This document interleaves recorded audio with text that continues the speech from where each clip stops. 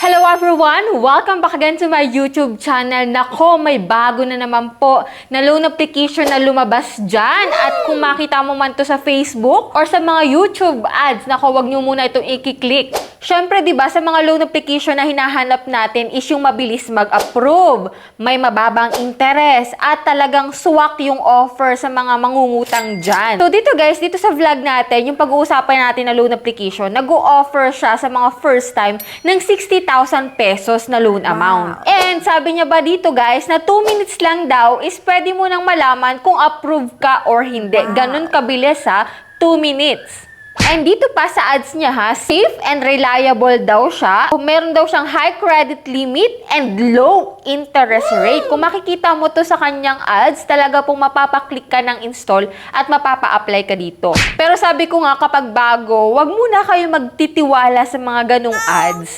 Sisilipin ko muna siya guys para sa inyo para malaman natin kung legit talaga na low interest siya at talagang fast yung kanyang approval dito. And kung talaga nag-o-offer siya ng 60,000 pesos sa mga katulad natin na talagang nangangailangan ng pera sa panahon ngayon.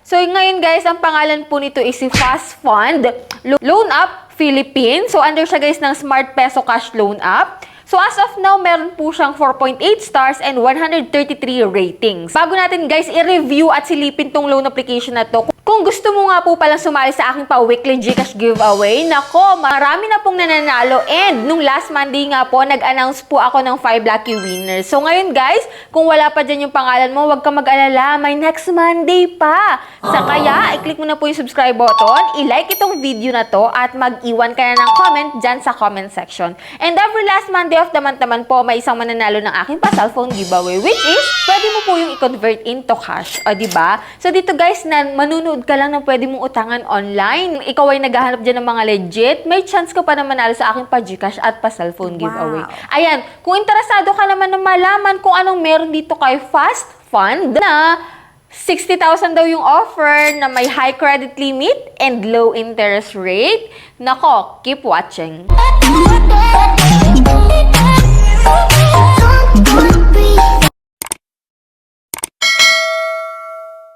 So disclaimer no, hindi po tayo agent or promoter nito. So hindi po porket vinlog ko siya ngayon is comment ko na kayong umutang dito. No? So dito guys is bagong loan application and much better na silipin muna natin siya. And ako nga po yung sisilip nito kung anong meron sa kanyang app at kung totoo yung mga nakalagay sa kanyang ads. So dito guys, papakita ko sa inyo yung screen recording ko nitong nung pag-apply ko dito kay Fast Fund. So, under siya guys ng Beatus Fiscus Lending Corporation. So, hindi ko na alam kung anong mga salita to guys, no? And dito nga, no, yan yung mga nakalagay sa kanya.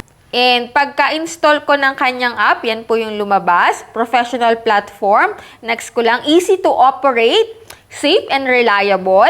And yan nga, no, 60,000 daw na may loan term na 150 days. And ang interest rate dito is 0.04% per day. Fashionable design, enjoy the convenience. So, yan, fashionable daw yung feature niya dito. So, click natin guys yung apply. And dito guys, kapag wala ka po pong account, maglalagin ka using your active mobile number and may verification code na ilalabas. And click natin yung login.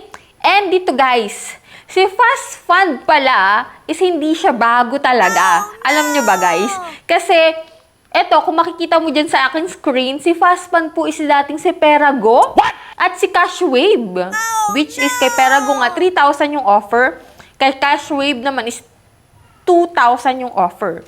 So, makikita mo na dito kay Perago guys na 7 days yung offer niya. So, click natin guys itong apply sa taas, which is 3,000. And yan, nabago na naman guys yung loan details na pinapa-approve sa akin. 3,000 din, nung kinalik ko yung apply, naging 2,000 na lang. And to, nakalagay na dito na 7 days. Interest rate is 0.05%. So dito pa lang guys sa unahan, nakalagay na talaga na 7 days lang. So bakit ka pa kakagat kung ayaw mo ng 7 days? Kung interesado ka, click natin yung apply. Kasi ayan, may mga puro check na ako dito kasi may account na ako dati kay Perago ni Cashwave. So yan, automatic na kapag may account ka na doon, dito kay Fast Fund, automatic na, yan, may details ka na sa kanya, no? So, click natin yung apply. And yan, nabago na naman. Kaka-confuse yung gantong loan application, no? Nung pabago-bago sila ng loan amount na ina-approve. Kanina, 3,000. Tapos 2,000. Tapos ngayon, naging 4,000 naman. So, pataas ng pataas, ha? Pero sa 4,000, guys, hindi mo po siya buong marireceive. Kasi disbursal amount dito is 2,480 lamang. At ano-ano yung babawas? Medyo malaki yung processing fee niya ha, 1,266 pesos. Interest fee na 26 pesos. At service fee na 228 pesos. So, after 7 days, magbabayad ka na ng 4,000 tapos 2,480 lang po yung marireceive mo. So, dito guys, mapapaisip ka na agad bago ka mag-click ng next kung go ka dito or hindi. Kasi biruin mo, almost 1,500 yung nabawas talaga. At after 7 days, buo mo siyang babayaran. So dito guys, magkakaroon ka na agad ng idea kung anong meron dito kay Fast Fund. Go ka pa rin ba or hindi after mo malaman na ganito pala dito. And guys, kung ano man yung opinion nyo guys, let me know dyan sa comment section para malaman ko. And if ever nakapag-try ka na dito, anong pong experience mo para magkaroon ng idea yung mga bago pa lang magta-try dito. So yan guys, tulong-tulong tayo para ma-filtered out natin yung mga okay, yung mga legit na loan application sa mga alanganin talagang applyan. So yan, sana nagkaroon ka ng idea kung anong meron dito kay Fast Fund na dati siyang Perago na at Cashwave. And yan nga, 4,000 yung offer niya, 2,480 na lang po yung marireceive mo. And 7 days, magbabayad ka na.